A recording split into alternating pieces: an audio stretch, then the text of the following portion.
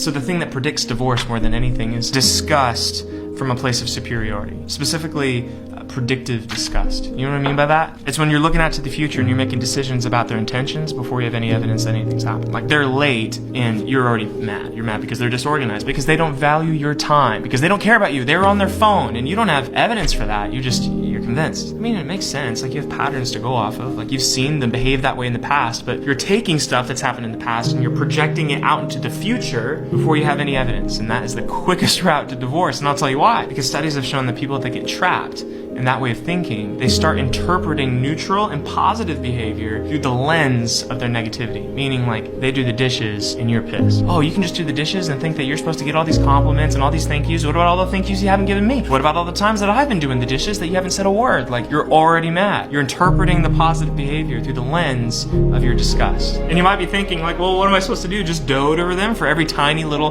positive thing that they do? And I want you to pause for a second and evaluate yourself. Like, you're working out of past resentments, aren't you? The energy that you're bringing to that interaction of the dishes or whatever, that's not about the dishes, that's about the past. And you need to bring up the past directly instead of indirectly through venting all your anger through the dishes. Predictive disgust through the lens of superiority is the fastest route to splitting up, the fastest route to divorce.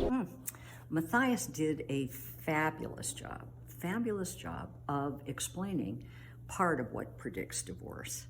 The only thing that I would add is that it's very difficult to separate out criticism from contempt. Criticism is part of what he was talking about in terms of bringing up past resentments. Contempt really is looking down your nose at somebody.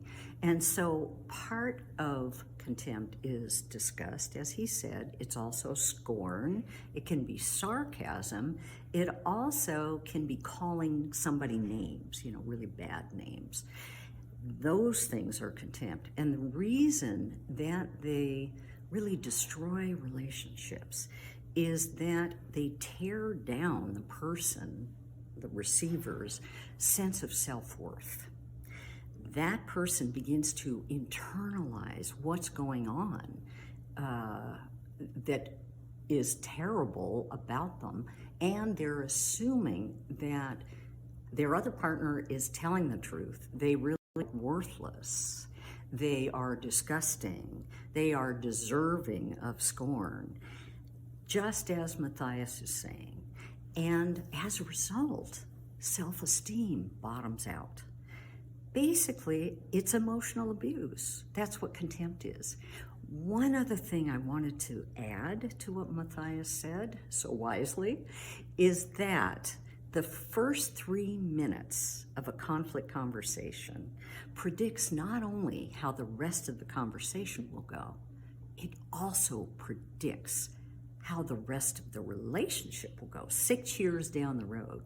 And if contempt is in that first 3 minutes, wow, the relationship is really in trouble. The other thing I wanted to add for Matthias's good comments is that contempt not only predicts the demise of a relationship, it also predicts the demise of your immune system. So the number of times somebody hears contempt in a conflict conversation directly corresponds to how many infectious illnesses they're going to have the next year. In other words, the more contempt they hear in the relationship, the sicker they're going to get the next year or that year, because their immune system is damaged too, along with the relationship. So the moral to the story, try desperately not to practice contempt in your relationship. And if it slips out, quick, go repair it with your partner.